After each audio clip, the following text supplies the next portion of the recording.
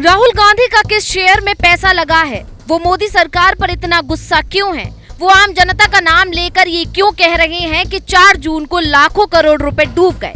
जब हमने ये जानने की कोशिश की तो पता चला कि राहुल गांधी को 4 जून को लाखों का नुकसान हुआ है।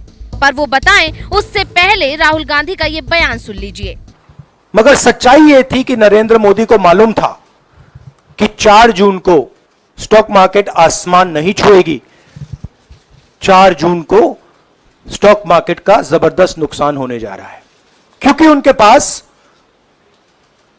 इंटेलिजेंस की रिपोर्ट थी और बीजेपी का जो इंटरनल असेसमेंट था 220 सीट का, वो उनके हाथ में था। 6 जून को कांग्रेस सांसद राहुल गांधी ने बाकायदा प्रेस कॉन्फ्रेंस की और स्टॉक मार्केट में क्या खेल हुआ तफसील से समझाया। प्रधानमंत्री नरेंद्र मोदी, गृह मंत्री अमित शाह और निर्मला सीतारमण पर गंभीर आरोप भी लगाए। उनका आरोप था कि लोगों को 4 जून से पहले स्टॉक खरीदने के लिए कहा गया। राहुल गांधी ने तो जांच के लिए जेपीसी जांच की मांग भी कर डाली। उस समय किसी को समझ नहीं आ रहा था कि आखिर राहुल गांधी ने इतनी मेहनत क्यों की है, राहुल गांधी इतने परेशान क्यों हैं। ऐसे में हमने भी जब राहुल गांधी की चिंता की वजह को ढूंढने की कोशिश की तो ऐसी लिस्ट हाथ लगी जिसने खुद ब खुद सारे सवालों के जवाब दे दिए।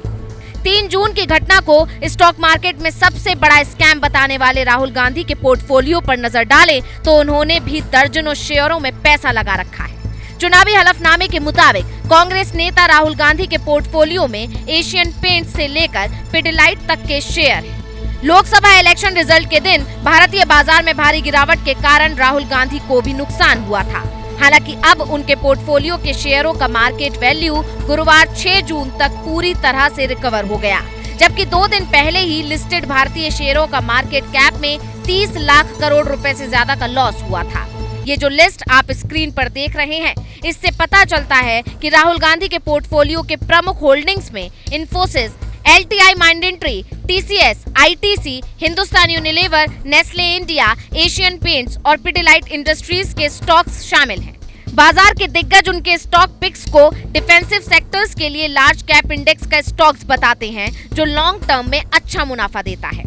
एक रिपोर्ट के मुताबिक लोकसभा चुनाव के लिए हलफनामे में उनके खुलासे के बाद से शेयर होल्डिंग पैटर्न में कोई बदलाव न होने की स्थिति में गांधी के पोर्टफोलियो में 3 जून को मार्केट वैल्यू में 3,45,000 रुपए की बढ़ोतरी देखी गई थी, जबकि अगले दिन जब चुनाव के नतीजे घोषित किए गए तब इसमें 4,08,000 रुपए की गिरावट थी। हालांकि इसके बाद हर दिन मार्केट में सुधार हो रहा है। मार्केट में लगातार उछाल के कारण राहुल गांधी के पोर्टफोलियो में अच्छी बढ़ोतरी हुई है। 5 जून को राहुल को 13,90,000 रुपए और उसके अगले दिन 1,78,000 रुपए का प्रॉफिट हुआ था।